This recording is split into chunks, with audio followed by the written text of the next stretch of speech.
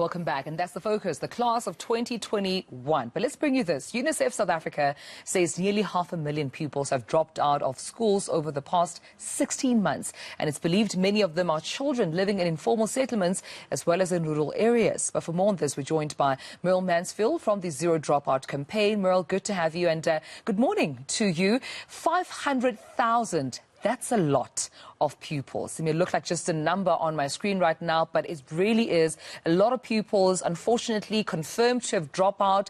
What happened? How did we get to this number? Good morning, Tumelo, and good morning to your viewers. I think that the pandemic had really created a bigger gap for our most vulnerable learners, so our learners in the most poorest of settings, and in particular in households where they ran out of money the month before, or there was food insecurity. We see that learners were less likely to return to school. What we are seeing, though, in more recent stats is that, there isn't a knowledge yet whether that dropout is permanent. And so there seems to be some kind of hesitancy with return to school and haphazardly returning to school. And so what we're trying to do with this awareness around this is to say, to households and to families and to teachers everywhere, that learners who haven't gotten back, we need to track and trace, and we need to reintegrate them into the system as soon as possible.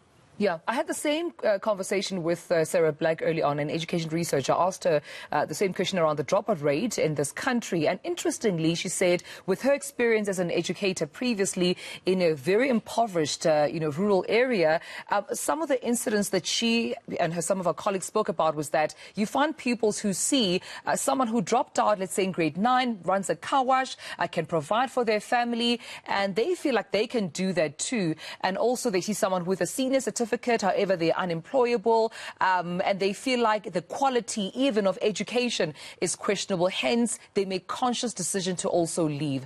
Could that be the reality as well that you see in terms of your data, where these pupils compare and say, listen, I need to make money now, and I have a role model here that seems to be doing it right, so therefore I can walk in the same path?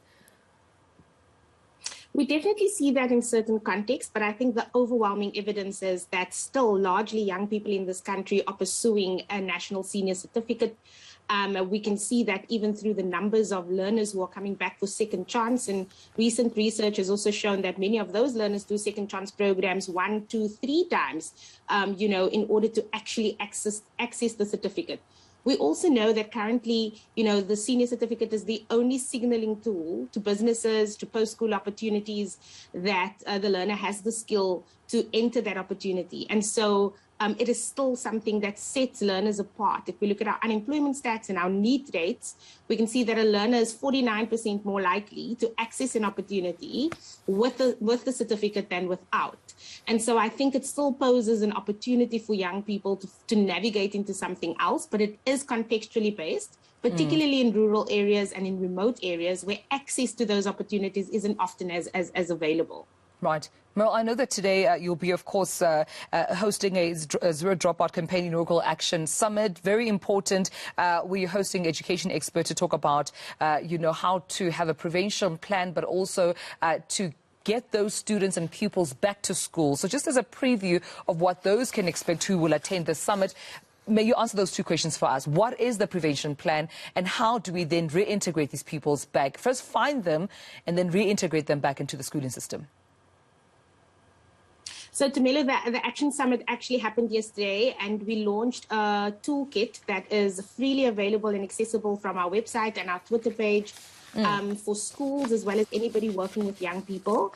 And the reintegration plan really looks at how we strengthen school systems and crowd in support, how we work together with families and communities, and how we use the resources that is mandated by our legislation to actually hold children within the school space. We give language, we give steps, and we give guidance, as well as some really good case studies on how it was done in other contexts, and some of the key learnings that have come out from a 4-year research project in 3 provinces across South Africa in very different contexts, so that we can help schools and communities to put in place some of the solutions that have come to fore. All right, Merle Mansfield, we'll leave it there, but thank you so much for speaking to us. Merle Mansfield from the Zero Dropout campaign.